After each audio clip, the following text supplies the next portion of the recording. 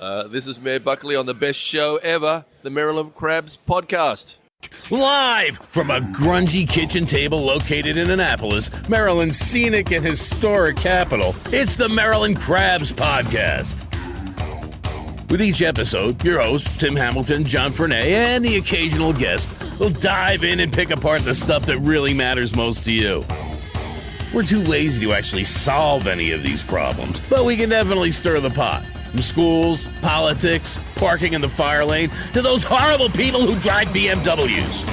And here with this week's episode, live from the kitchen table, Tim Hamilton and John Frenay. What are you doing, Tim? All right. Is that really? You got me now? Yeah, I got you. You have Sean? I got Sean.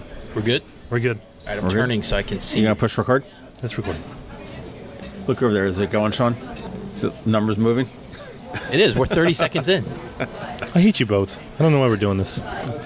Hey, welcome to the Maryland Crabs. We're here from Heroes, 1 Riverside Riverview Avenue in West Annapolis. Good burgers, and rumor has it good wings. Is that true, Sean? Yeah, they have really good wings. We're here with Sean O'Neill, who's probably on his 4th, maybe even 5th time here with the Maryland Crabs. Ooh! Do I get my robe? No, but you get that mouse pad that you're rocking right there. Sweet. Yeah. We talk about that all the time. We just never do anything. Yeah, we're probably going to get sweatshirts or something, but we got to get money first, so. Oh, yeah. We'll figure it out, details. But we've talked in the past about business with you and, how to survive in Annapolis. And your background is a businessman in Annapolis. You work for a financial planning company, and you were president of the Annapolis Business Association for years and years and years. And lately, it seems to be there's a problem within the city of Annapolis, at least from my point of view. You know, I quote you all the time. You do? I do. I said, I hate John, and that's what he says that all the time.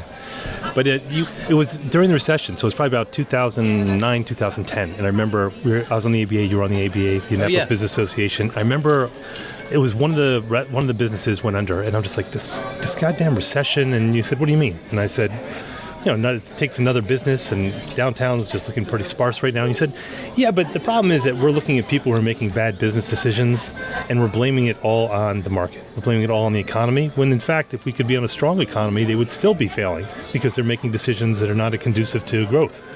And I thought about that is that it was easy to scapegoat all the problems we had in the recession. And right now, we have a thriving economy. We do. Yet we still have these businesses going out, and the perception is, because I think we always look at downtown.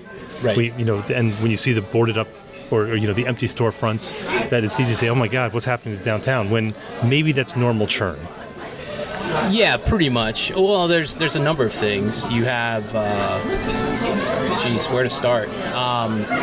This year, I know some of the businesses that are going out, and I know their situations, and they're more personal, just bad luck. It was bad luck. But when Laura Fritz was here, that was her last name, right? Fritz? Yep. Yes. Annapolis Economic Development Corporation. She said that every January you have turnover because it's a new year, and it's an easy way to just end your business December 31st for tax purposes. And she said that you always have a lot of vacancies come January 1st in town. And so when you see some of these businesses go under, some of them are just personal reasons, changes in lifestyle and changes in their lives, things that happen, and so they've just made a decision. Go through the list, John, of the places that closed this year. The what? Go through the list. Well, I mean, you've got W.R. Chance. Yeah. Since 1947, they've been around. Yep, 69 years. You got Brown Eye Girl, which is going on 10 or 11 years. Yeah. Tutti Frutti, which is going on like 3 or 4 months. I'm not sure what that is. And you've got a fairly new one, Cindy Lou Who, which is out on West Street, not down on Main Street. Yep. Which is, they're going out in, I think June is what they're saying right now. They're trying to force the mayor into making a sidewalk for them. That's a tough location for them. They're up by... It is there. But I mean, and Annapolis Running Shop. Yeah, Annapolis Running Shop, yep. That would surprise me, because they have a cult following. I think all running shops do. It's getting tougher and tougher and tougher. And I have to sit there and look at, what is... I mean, we're a retail environment. I know that we can... I personally like to shop retail.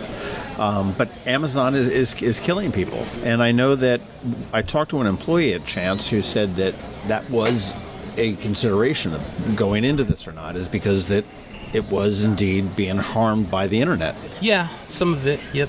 It's... as we release this on the internet. Well, retail is not the old brick and mortar retail of the 80s and 90s. You have to basically have an experience when you go into a retail shop now. And Annapolis Running Store was actually doing things right. They had running clinics. They had, selling the shoes when people would come visit, things like that. And if you look at the retail establishments that are doing well, it's more than just one dimension. It's usually 2 or 3 dimensions, many things that they're doing. Well, it's been interesting because there's been a sea change. I mean, the internet's been at the crux of that, but you look at the box stores, even they're beginning to stumble. I mean, Sears, unless something happens tomorrow, they're going to be done, and you can argue about their business models and the cost of doing business, but they call it the Best Buy effect when you're going to buy a TV or some electronic, that you go into Best Buy, you try it out, you look at it and everything, then you go home and you order it online. So even the big boxes are starting to feel the pinch. And they used to be the ones that you would blame for the smaller businesses going out of business. Right, yeah. But and it kind of swung the other way is that people kind of, especially during the recession, and this is anecdotal, but people were starting to shop smaller just because they felt that their dollar was making more of a difference. Mm-hmm. But they're also trying to save money, so Amazon kind of took everything by storm, and you're not even getting the best price now when you order on Amazon. I wouldn't buy jewelry online because you have to look at it, you have to feel it, you have to understand it, and. But after is there a business cycle, and we're falling into that trap that we always do, which is when we're talking about business in Annapolis, we're talking about the 2 blocks downtown. We treat that like it's a canary in the coal mine, when in fact it's kind of different. The majority of businesses are on West Street. Yeah, and you can look at Forest Drive. Around the Pendel Charles Ward. Right. And that design district is jam-packed. Have you been back there and seen all the businesses? And a lot of those businesses are doing really well. Yep. So, off Chickapin. Well, a lot of that has to do with the rents that are really low. Very low, yeah. It's a warehouse district. Yeah, they are warehouses. I mean, that's why. I mean, they're not paying mall rents. They're not paying downtown rents. Right. I mean, the mall's paying for amenities, I'm presuming, and the branding of the mall, and downtown's paying for location. Yep, and also keep in mind that they're servicing local residents primarily. They're not looking for tourist dollars. When people are getting their homes redone, they're going to usually use a local contractor because they know all the local codes, things like that. So, they're when you think about who their demographic is that they serve, it's all locals as well. So, well, I think if you're looking at downtown, so if you take all that out and say, look, we're in a booming economy right now, whether it's a sugar high or not, businesses have gotten a tax cut, so businesses should be flourishing on any level. So when you look at downtown and say what's happening to downtown, that leaves you with either what we're saying is it's a natural cycle and it's just more obvious when you're downtown because you're on one street and you're looking back and forth and you're seeing stores that would normally be unoccupied, or is it a problem with the way Annapolis has handled business traditionally, which we have talked about ad nauseum. And it's funny, we were in Cape May recently, and I was talking to a local business owner, and they were bitching about Cape May, New Jersey. They're just saying, oh my God, dealing with the city is just awful. There's no place worse than here. And I'm starting to think that's just, is Annapolis any worse than business in any other city, or is it just a convenient excuse? I don't know. I was up in Burlington, Vermont for right after Christmas for the New Year. To buy coats? Yeah. And did some skiing. There's nice weather up there for that. But they have Church Street, which is basically like their main street that they've turned into a walking mall back in the, I think it was mid-'80s or early 80s they did this. And they created a business improvement district, and it is flourishing. It is doing phenomenally well. There was not one empty storefront on their entire Church Street, and it's got a nice balance of restaurant. It actually doesn't have that many restaurants. It's all retail. There's a few restaurants. That's it. So let me look at rents, and we've talked about that before. That you have the downtown businesses. I mean, we say this. I don't know if it's true, but I'm going to continue to say it because it's Trump era. But I mean, you have basically 3 landlords that control the majority of downtown property. Is that true, or is it just me blowing smoke? You could say that, yeah. If you take the three of them, add them together, they control the majority of downtown, yeah. So are the rents out of hand? Yeah, 1,000% out of hand. I talked to a couple local businesses, and they kind of confided in me in how much they were paying. I was astounded. This is how you know. How many franchise, big name retailers do you see coming into town to open stores? Very few. Very few. Why is that?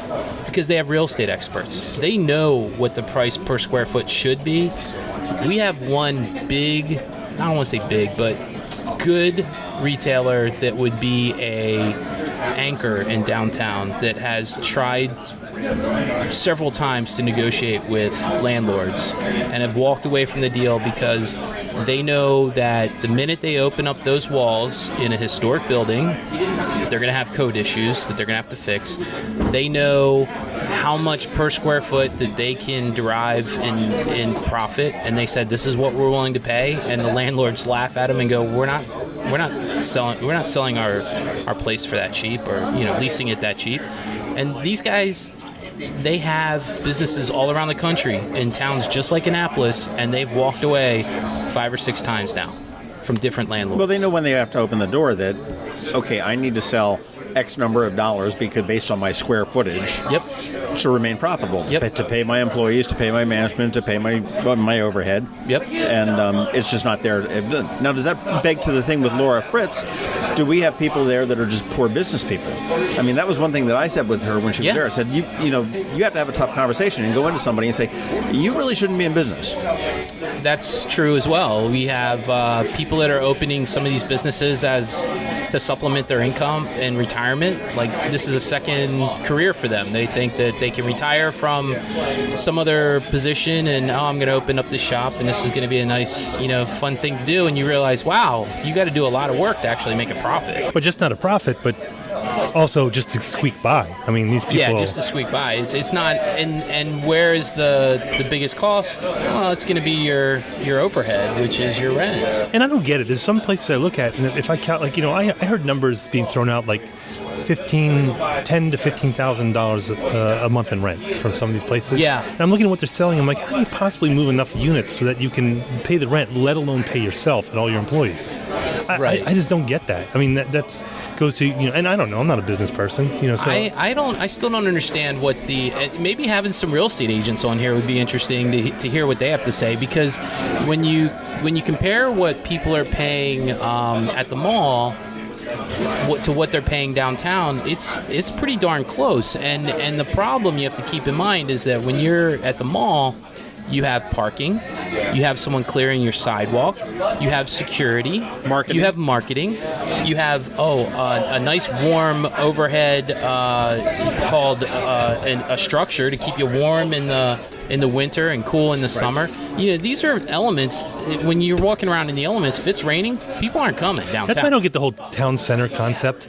You're putting the town center together, and you're like, let's take a mall, but put it outside. They're starting to have problems. They're having. I mean, let's talk about that. Is you look at all the places they're closing at the town center. Well, they're up on 10-year lease. 10 years has come up. Yeah. So the Chop House closed. You had the what was that wilderness place? The Urban or out Trail Outfitters. Oh yeah. Hudson, whatever it was. REI. Yeah, that's it. REI. And then Hudson Trail out was REI. I'm one of the two. It's REI. Hudson Trail was at the Cadillac mall. Ranch and everything else that was way back when. But who might be interested to have in here is the woman that owns the Local by Design. Oh yeah, because she has the Design District warehouse. She has downtown Main Street, and she also has the mall. Yeah. So that mall location is real nice too. I bought a bunch of stuff from there. She's got 3 locations. I might be interested to talk with her to see what that is. But I thought it was interesting. A couple of weeks ago, Jeff, is it Bezos or Bezos? Bezos. Said that Amazon is just a temporary business. We are going to go out of business eventually. Well, they are, because they don't have, it used to be that they had the best price no matter what, and now you have to search because they don't have the best price, and they have dynamic pricing too. So if you're buying a product in New York, you're going to pay more for it than if you're buying the product in Sioux City, Iowa. it's the same product, and which doesn't make sense because you're saying they have no overhead per se in that particular region. So why would you charge more? And they'll say because the market bears it. And I would argue no, the market doesn't bear it. It's just no one knows. You can find better deals than Amazon. What is the main problem with? I mean, we sit there and look. We look at Main Street has a number of shuttered stores. You've got the Main Street has a ton of shuttered stores. You've got Maryland Avenue, which is really hurting right now. Last time they don't have any parking. They've always been hurting. Maryland Avenue. Annapolis Street is looking pretty good. That's probably I've told a couple people that if I was opening a business in Annapolis, I would go to West Annapolis because A, you have parking, and B, it's relatively affordable. And C, there's some redevelopment going on there right now. But it's only the people who live over there, really. I don't think when you talk about locals, I don't know if people go over there. I'm just talking out my ass. The locals support the local businesses there. Mm-hmm. If you go into that coffee shop, it's always jumping. Yes, it is. Yeah, it's a good place. And it's all locals that live around the corner. So Clement and Evelyn's. Evelyn's is always packed. So all these places around there are doing really well. So if you have something I think that's a great place to go. No, we're on Forest Drive. John and I live off there. We live together. We have an announcement to make. But I mean, Bert and Ernie. Yeah. I actually think Forest Drive, for what it is a little underdeveloped. And I'm not saying it needs to be developed, but I'm saying that you have down Lower Forest Drive, right, where you have a couple stores and stuff like that, and then you've got a couple in Upper Forest Drive. But it's not really.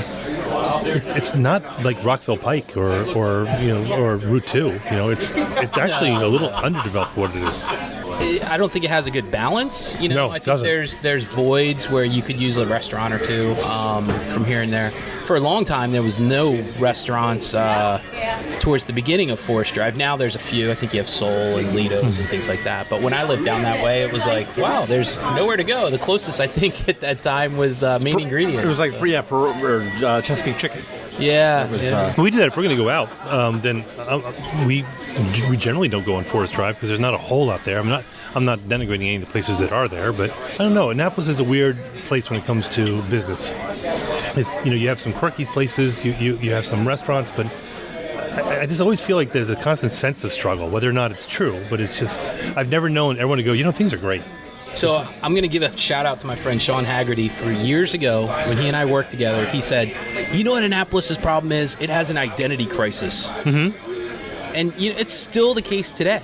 This was 15 years ago he made this statement, and I look at it today, and the problem is we're trying to be all things to all people, really. So downtown, if it's a center of tourism, then make it center tourism. Just do it. I mean, if that's what we're supposed to be doing downtown, just do that and make it an experience for tourists. If West Street's supposed to be for locals, then maybe focus on that. Or if when you look at these different areas, maybe that's the best way to go about it. But we're trying to be all things to all people in all areas of the city, and it's just you can't do that. So you have to zone the areas for what you want it to be.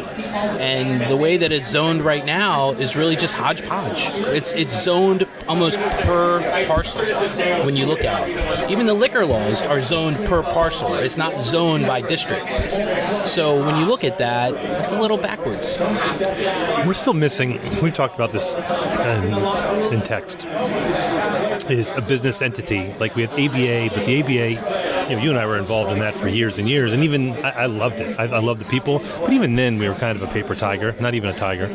But I mean, and we don't have a chamber. We don't, I'm not we talked about Laura Fritz, and she's been gone long enough to say that I was not a fan of her or the concept of her, but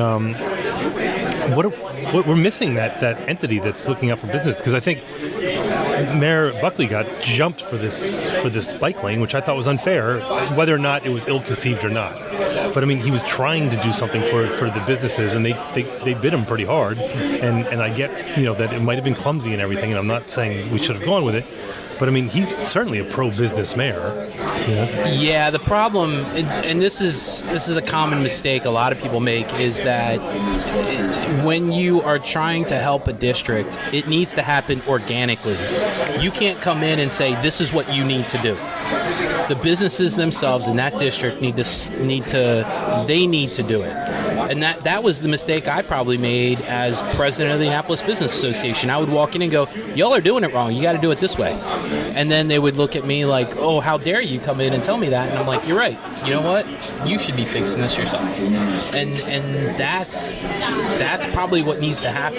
I do feel there's a sense of that with a lot of the businesses. West Street does well because it's all organic. It's all the West Street businesses that help with the West Street Business Association. Well, also, they stepped up. When they made contributions themselves, they weren't waiting for it to be done for them. Yep. Now, with that, they've had problems keeping retail there. Right. Why is that? Well, because you're selling a spot for $75 every Sunday or every couple Sundays a year. Oh, you mean the first Sunday thing? The first Sunday thing. You're giving away retail for dirt cheap. Oh, yeah. You know what that spot costs in Burlington, Vermont for a weekend? Like 20 coats. 10 by 10 tent? $8,000 for the weekend. Yeah. Why is that?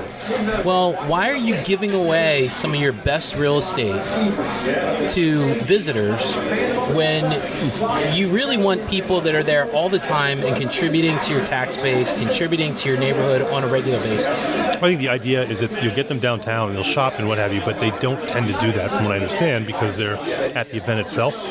So you're inadvertently cannibalizing the businesses you're supposed to be helping. Right. Again, we always do this, and that's everybody, is we're talking about downtown businesses, which is just a sliver of, it's the obvious child, and it's the most popular child and the favorite child. There's so much more to Annapolis that just goes completely unaddressed by all the alderpersons, like even the ones that are on board. But we never talk about Eastport. We never talk about Forest Drive except in passing. We always come back to downtown and all the efforts, and I mean all the efforts for local businesses are strictly for downtown. And not even downtown Main Street.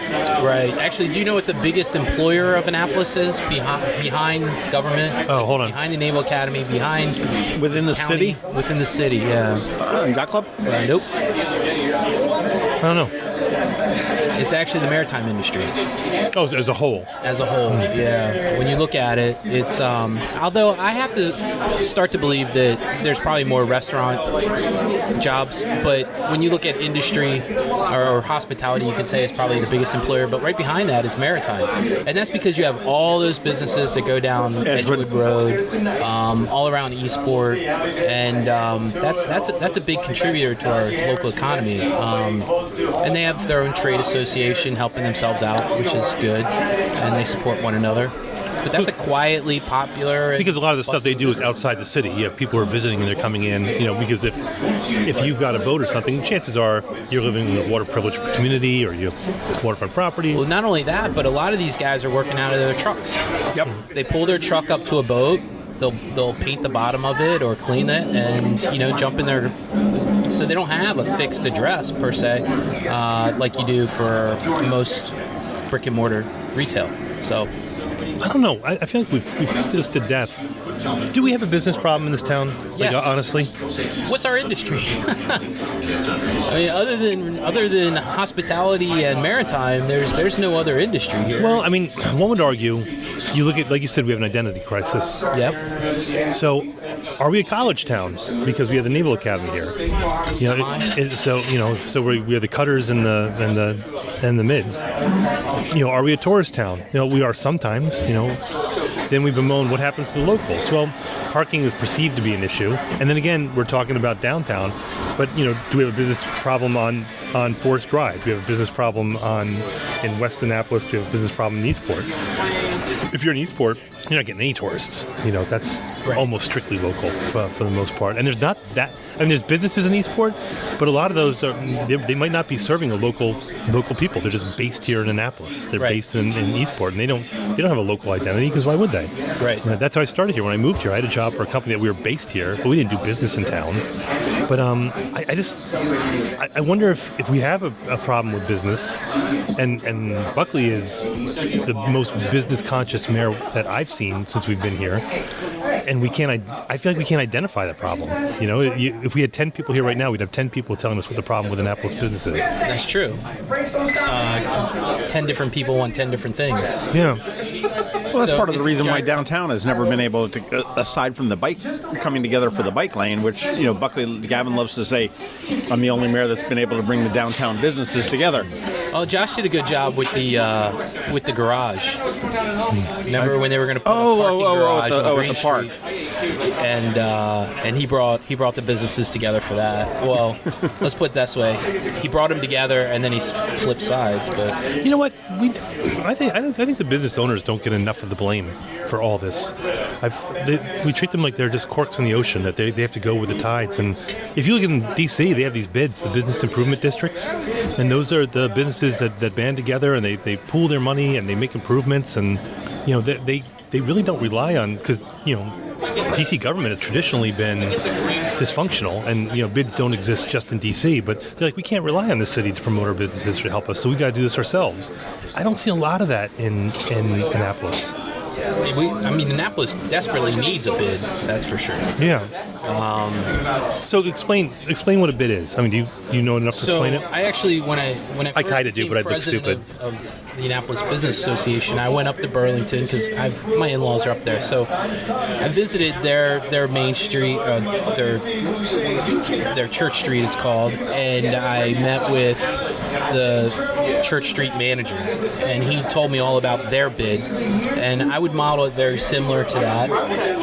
I'm not saying closed streets and things like that, like they have done, but what they've done is they've set up basically a board that is landlords and business owners, and I think that he said they have one resident on their board now. I'd have to go back and look at my notes, but those people make the decision for what happens with the money that is raised through a special taxing district, and they do it by per square foot that is used for retail or restaurant. So they tax themselves. They tax themselves, and that money goes into a pot, and then they use it for marketing and upkeep and all kinds of different things. They've also gotten some pretty big sponsors. They spend, I think he said, if I remember correctly, they spend something like $100,000 a year on Christmas decorations. They light up their entire street with lights. And how big is Burlington? It's a little bigger than Annapolis. Mm-hmm. It's not that much bigger, but a little bigger. And it's wildly popular. I mean, now granted, they have a real college nearby. I'm not saying that the Naval Academy is not a real college and St. John's isn't a real college, but they have University of Vermont, where they're too it's a state anomalous. College. Yeah, but it's a lot different. The mids they're captive. They can't go out every night of the week and go to party or whatever. Right. They go out, if they're lucky, 2 nights a week. St. Johnny's, they're too busy reading. They don't go out. There's not that many of them. First of all, it's not that big of a school. We're not really a college town. We're not really a government town fully, because the state's only here for 90 days, the state legislature. We're not really a maritime town because, well, there's no working docks here in City Dock, right? All the watermen live south of here or east of here.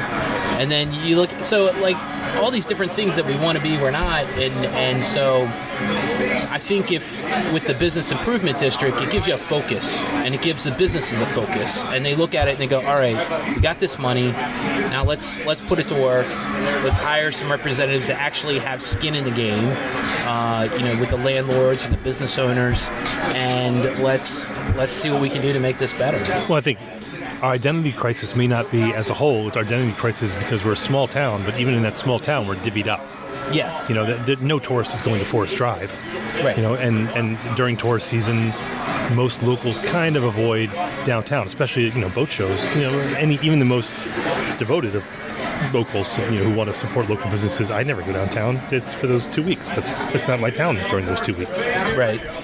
But the businesses don't suffer because they supplement the loss of local business with hopefully with the people who come in. I'll tell you what. Why don't we take a break so we can get all these plates cleared out here, and we'll come back and we'll solve some more problems. Sounds good.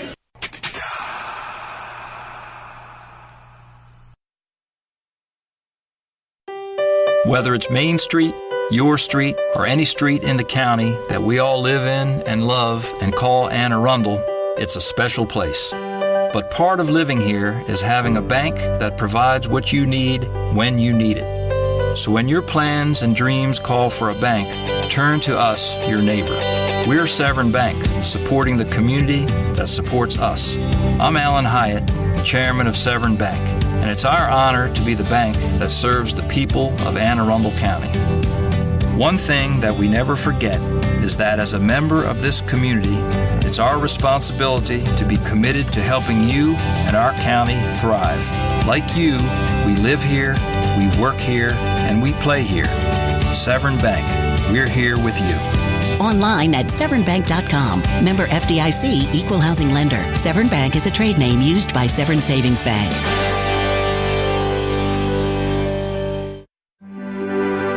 When a ring from the United States Naval Academy comes into Zachary's for a center stone, it always makes us wonder, where's this one going? Where's this one been? A nuclear sub in the North Atlantic? A carrier deck in the South Pacific? The moon? 52 astronauts are Academy graduates, from Iwo Jima to Okinawa, Corregidor to the Coral Sea, Midway to the Persian Gulf, Congress to the White House. These rings go where America goes. 73 that went to war were awarded the Medal of Honor. But wherever they go, wherever they may serve, our admiration goes with them. Zachary's. Online at zacharysjewelers.com. More than a jewelry store, a jeweler.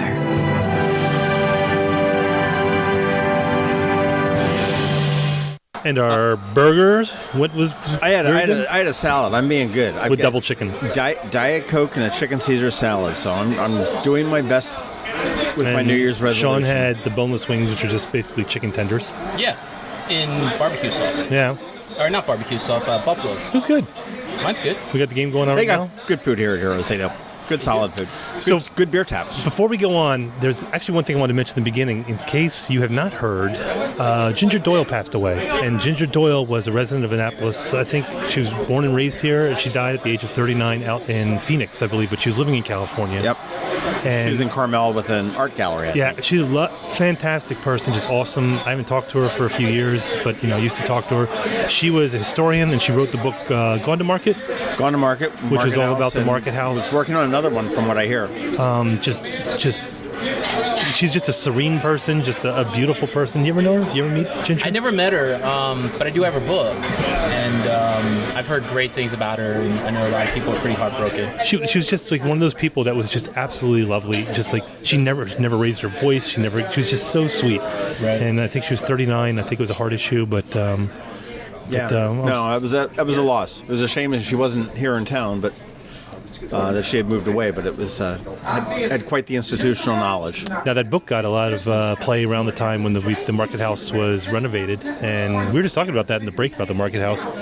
How I think they're doing pretty well, but I think there's some there's some struggles as far as I mean it's going to be do or die. I think for the market house in the winter because business is down.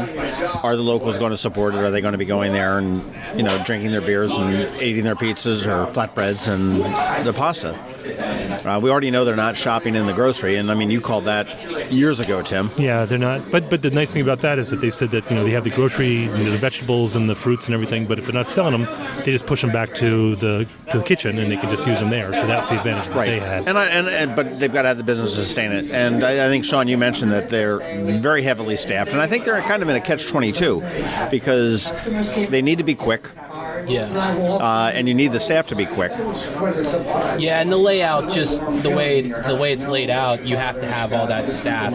You can't have one person running 2 or 3 stations like you can in different situations, right? Differently designed kitchens. So, but at the same time, when you have gas lines and things like that, it's hard to move those. So, yeah, they're kind of in a pickle. But if anybody can fix it, it's Jody. And I think that I'm happy with what they've done. Yeah, and if something happens where they don't pull it out, it wasn't from a lack of trying. And I'm not saying that they're in any kind of trouble. I think it's always packed when I go down there. I mean, you couldn't move on any of the. We go all the time. My family and we go down there and meet people, and it has become a community gathering space. Which they're all locals, yeah. What it needed. I mean, my son has gone down there a couple times and met friends, and they hang out there, and that's good. I think it's a good start. And if they need to make adjustments as they go along, the beauty of it is you don't have to evict one little tenant. You can just make a change. Right. And so I think they're on the right path. Yeah, they're modular that way. They can do that. Yeah. So But, I think it will continue to well. So Hey, I want to talk real quick.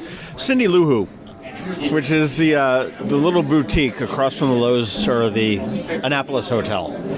is it not Lowe's anymore? What's that? It's not Lowe's anymore? What's that? Lowe's sold it. Oh, I didn't know that.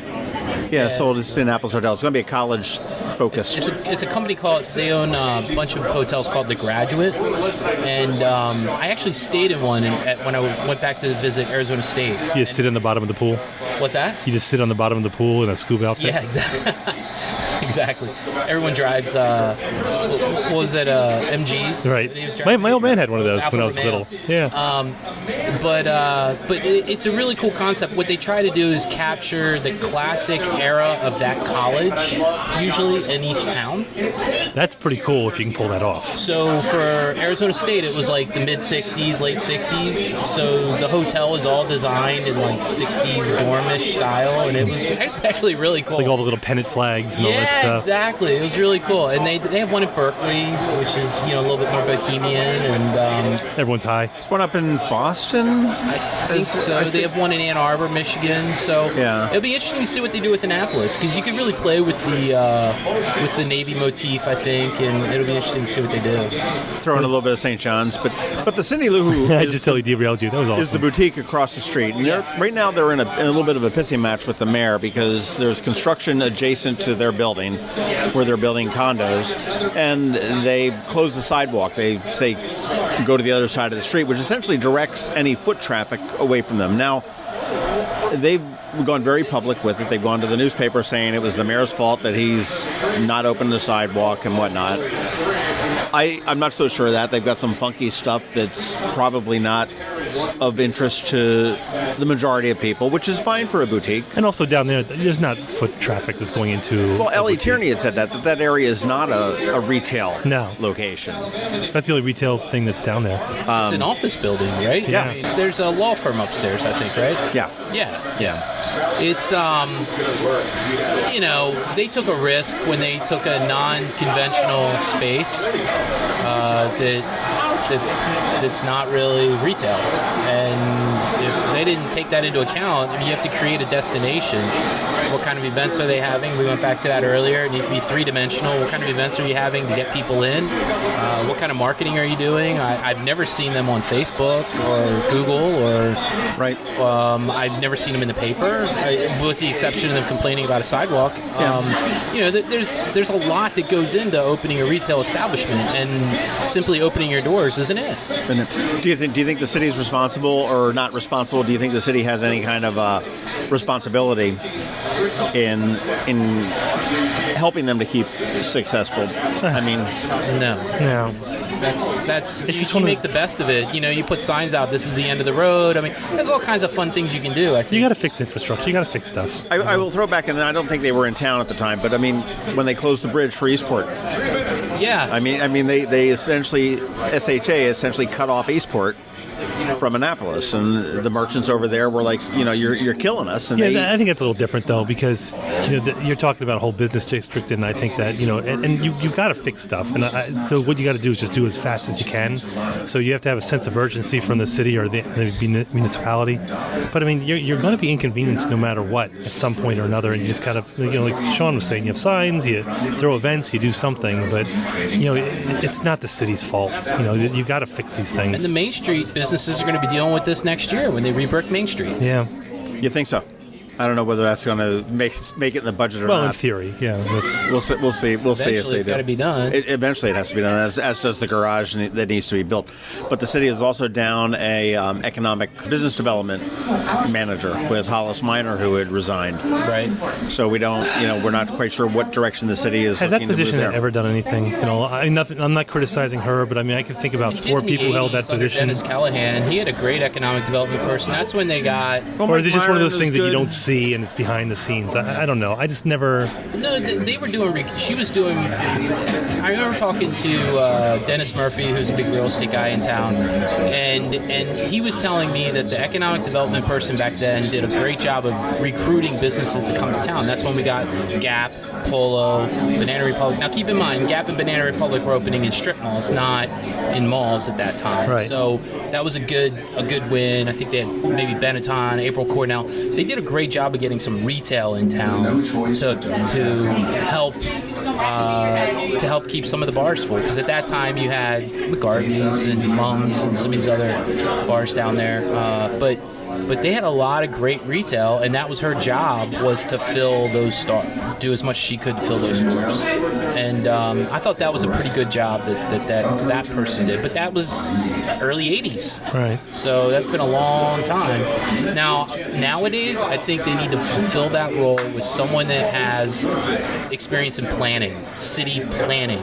Because what we have problems with right now are zoning issues, permitting issues, things like that. We need somebody that actually has some planning knowledge, and that's what Frederick did, and Frederick's booming now. They filled that role with someone that was an actual planner. It's funny you talk about the planning, and just in the Capitol had a story recently about the Compass Rose Theater, who's kind of been homeless, and they ended up moving over to that building on Forest Drive, sort of at Spa, that 3-story office building that sits up on the hill. Yeah, it's empty except for them, I think. And they started to move in there, and then the city, again, because of zoning, said, yeah, no, you can't do performing art here. And then they had Bizzuto, who at the time was under contract for the WNAV property. They said, oh, we're going to build you a performing arts venue, 6,800 square foot. And the city came in and said, yeah, no, it's not zoned for that. You can't do that. Right. And they ended up doing last season in the Country Inn and Suites, opening to a night of 8 people. And I mean, that's, again, you're right. A planner would be able to do that and sit there and say, no, this is a place that's not able to do this. I mean, and they said that they cost them tons and tons of money with the lease on that building on the hill that they couldn't use. Right. Well, we talk about that all the time, and now we're going back to the city, and I want to give them a little bit of a break for once, but this is the one thing I won't give them a break on is they just don't work in concert when they have a goal that the city wants, and all of a sudden planning and zoning, and I know they have a job to do, but they seem to make things as difficult as possible. And going, look, if you have one vision for the city, can we not facilitate all the departments saying, let's make this happen? It's for the greater good. And I understand with Market House, they had a hell of a time going through planning and zoning. And getting permits and getting all those things. I'm like, this was directed at the highest possible level. How can you still be running into these problems? Right. I just don't get that. Now, coming up, I think in February, or is it March with the Ignite? March 14th. March 14th. I think it's March 14th. So Ignite, and if you haven't listened to that podcast, we did that about 4 episodes ago. And we talked to Kathleen Booth and Liz Thibodeau. from Ignite. And it's a great event. And Sean had pitched Ignite last year. I did, yeah. And I wasn't chosen. I'm not sore about it, but it's funny that we're talking about this because I said, last year I pitched this, and you guys said, we should talk about it. All right. So, what was your pitch for So Ignite? it was 10 not so easy steps to fix downtown Annapolis. All right, let's start. So, hold on, let me open up my email here. Open up your iTelephone. Is cocaine and hookers in there? Number 7. Yeah.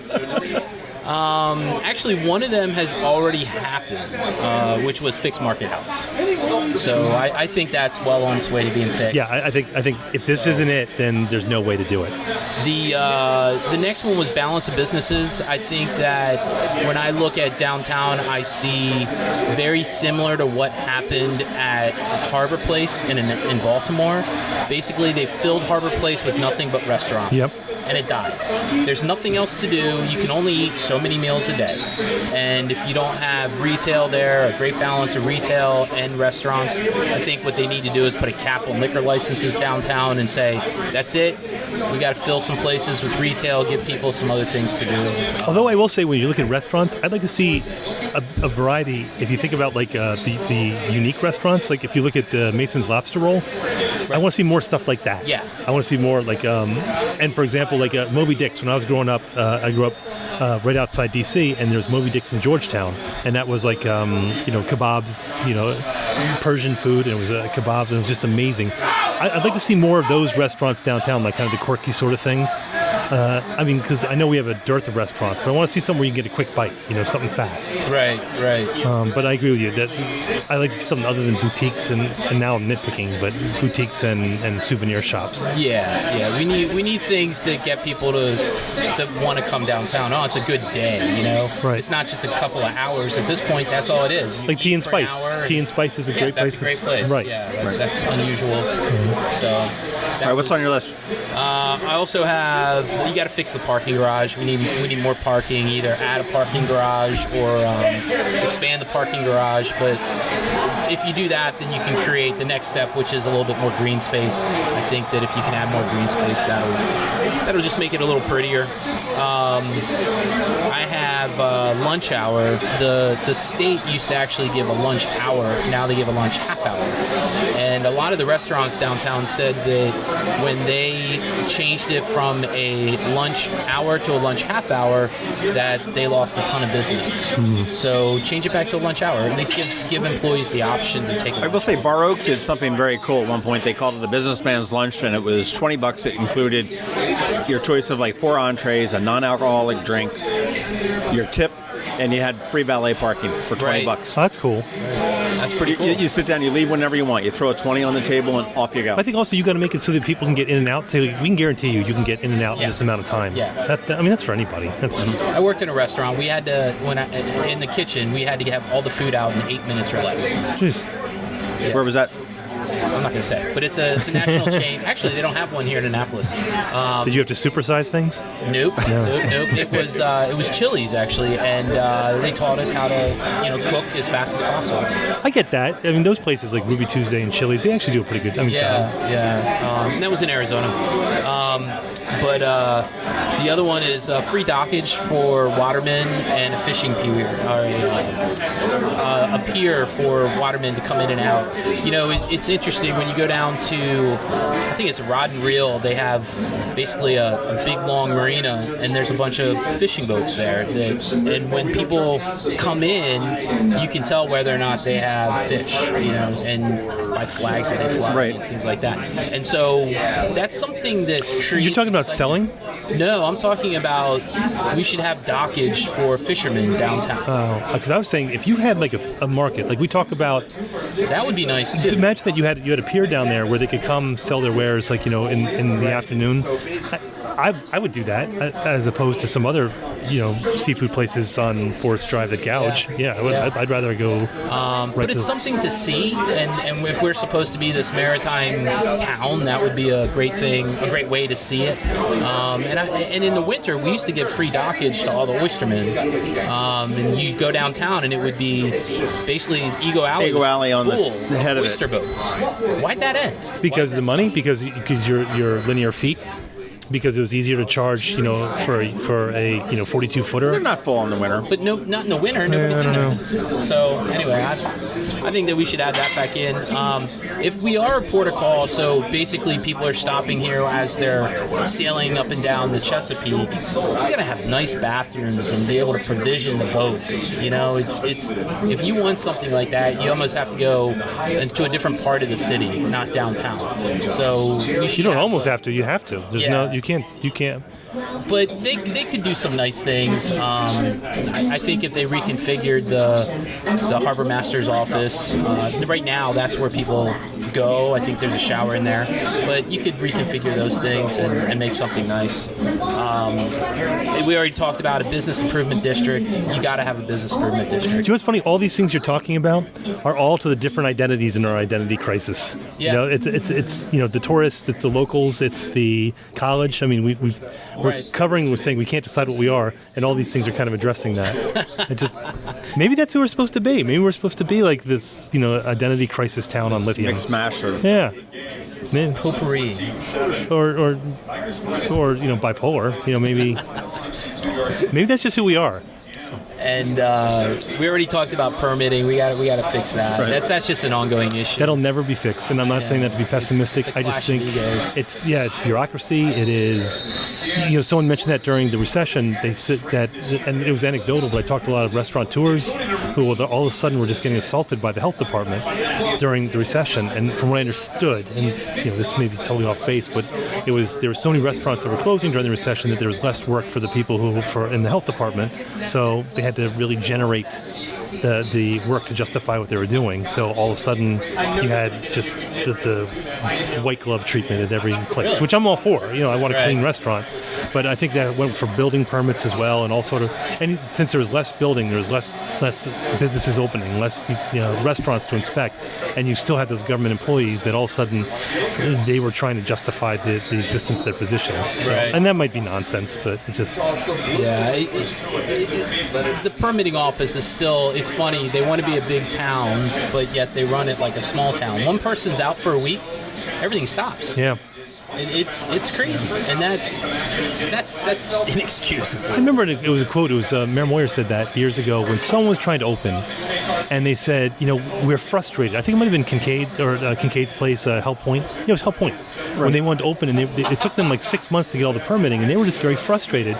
And when the mayor said at the time, she just goes, "Well, I don't know." She was genuinely bewildered. She said, "I don't know what the problem is. 6 months isn't that bad. We're working as fast as we can." I'm like, "Yeah, but we're a town of 30-some thousand people. It's not like you have 50 or 60 applications sitting on there. How long does it honestly take to do that? So we encourage people to come here. Yeah, I forget where it is. I think it's in the county. If they have only so many days to approve it, and if it's not approved, if you don't get anything back, then it's approved as submitted by default. Yeah, it's like the Domino's rule, right? I think we should do that here in the city. If you don't do it by a certain period of time, light a fire under their ass, and then that's just the way it's going to be. If you need more people to work for you, then hire them, I guess. I got another suggestion. Are you done with your list? I have one more. Okay. We need a tall ship downtown. What's that? A tall ship. Okay. I think we need to have a tall ship. As opposed to the visiting ones. Yeah. We should have a tall ship that calls Annapolis home. I have no idea how the town that's home of the Naval Academy at one time, or the home of the Maritime Museum, but what was it, the National Sailing Hall of Fame, what have you. How we don't have a tall ship is beyond me. Maybe we can put a mast on the Harbor Queen. Yeah. I'll call Debbie tomorrow. I got another one, and Ward 1 Alderwoman Ellie Tierney is proposing it, but a vacancy tax. I've heard of that. Or a vacancy fine or whatever it is. I don't know. This is where my civil libertarian kind of kicks in, where I just don't know. It's private property, so if someone wants to keep it vacant all the time and they're paying their taxes. And not only that, but sometimes it's vacant because those permits are sitting in City Hall. Yeah. The lease has been signed. Well, I think if you can justify that, that's fine. But, I mean, you've also got some vacancies that sit there and say, okay, I want $70 a square foot, and they're waiting. Right. I like the thought behind it. Right now, a perfect example would be the new Faucets building. Yeah. At 110 Compromise Street. They want such high rent that they are unable to rent for what they want. Also they couldn't get a 2 a.m. liquor license either, and that was kind of on the table when the first restaurant was interested, right? So they can't get any restaurant in there. They can't get anything. I think we had one coming in, and they wanted a 2 a.m. license, and that was on the table from the Panellini's administration. And then something happened where they're like, no, it's got to be a midnight license. And they're like, all right, see ya. I mean, again, I'm talking about just rumors I've heard. Yeah, I'm not privy to what the deals were there, but my guess is that the market is basically telling them the price, and they don't like it. They made a bad investment. Well, then we go back to it though and say, they can ask what they want, and you can say it's too high, but if someone pays it, then it's not too high. But does the rest of the city suffer because of it? Because the taxes are getting paid regardless. Right. Whether there's a business in there or not, the property tax being paid, and we said that the city doesn't have any skin in the game because it doesn't matter if there's a business in there that's successful or not, as long as the taxes get paid. Right. But so they don't really care if it's occupied or not. It's really aesthetic at that point. Yeah, that's a tough one though, because as you mentioned, it's they're the ones taking the loss, right? By not filling it. But I have heard people talk about those in the past. Vacancy tax. Do you think we need a chamber or some sort of a? I mean, you've got the Downtown Annapolis Partnership, which is sort of a business entity, but it's sort of not. Somebody that's independent of the city to advocate for businesses? I do. I just don't know if the businesses will fund it. I think that's been the big question. It's, it was hard getting people to join the Annapolis Business Association when I ran it. And then when you go to raise dues, they get upset. Well, what am I paying for? Well, you're paying for advocacy. But I'm not always on the same side as you. Well, that's not going to always be the case. Right. But I think the biggest problem is funding something like that. As volunteers, you run out of gas pretty quick. You got to have an executive director that can go to meetings all the time because the city has a lot of meetings. Yes, they do. And you need someone that gets to know all those people. But I do think that the city needs or the businesses in the city need some sort of advocacy group. With teeth. With teeth, that'd be nice. Well, and I also think when people play, it's also perceived value. If you have a volunteer-run organization, when people say, "Well, I'm volunteer, I'm doing the best I can," but if you have the businesses that put money into it, and even small businesses, it's a lot of money to them, and they're putting money into this, then they're going to say, "God damn it, I want results." Yeah. Because you need a certain amount of that as well. Yeah, I think the tide that we're, or I guess the current, you're fighting the current, which is fewer and fewer people are joining organizations these days. Many organizations are losing members. They're just having a hard time getting the younger generations to join because they don't see value in these groups. Maybe because there hasn't been value in these groups. Yeah, I think they think if they complain on Twitter or Facebook or send an email that they'll get results. But we're gone to the days of a personal relationship, I guess. Yeah, exactly. I mean, there used to be power in numbers, and it seems like that's gone now. And so, and maybe if the tide turns on that, then maybe we'll start to see people want to band together and say, all right, we can do this. But I think you do more as a group together with group thought and group effort than doing it yourself. But that's me. Speaking of groups, we have a group on Facebook, and we have a page on Facebook. If you want to join the group and you want to follow us on Facebook, it's the Maryland Crabs. We're also on the Twitters, where I am not, because I'm still being good. We're at MD Crabs Podcast. You can find us at info@themarylandcrabs.com. We're at marylandcrabs.com on the web. You want to subscribe to us on all of your podcasting machines, so that's your Google and your Apple, and just subscribe to us. Everywhere. Give us a rating, give us a review. You also want to tune into the Ion Annapolis Daily Briefing, which is every morning at 7 a.m. Listen to the dulcet tones of Mr. John Fernay, whose lovely girlfriend is here too, and ignoring me. But I want to thank Sean O'Neill for coming out. And if you've got a couple $1 million and you need somebody to manage it, give us an email and we'll give you Sean's number on the side, commission free. I don't know. Well, no, you can make the commission. Ours will be commission free. He just turned white when you were talking about that. But, and certainly Heroes Pub for over here in West Annapolis, a great place for food and drink, and kept me away from my family for 2 hours. Right now, it's the great. Clemson Alabama game, which I didn't figure was going to be on tonight. Turned out to be a barn burner. Yeah, I know. I'm doing all the talking, and the three of you are just staring up at the screen. So, all right. Well, thanks for tuning in, and we'll see you next week. Yeah, next week we got County Executive Stuart Pittman. Stuart. This has been the Maryland Crabs Podcast with Tim Hamilton and John Fernay. Sure to follow them in all the regular places, Facebook, Twitter, YouTube, and online at themarylandcrabs.com. Take a moment to rate us on iTunes. Now, get the hell out of my kitchen. Seriously, go! You're still here?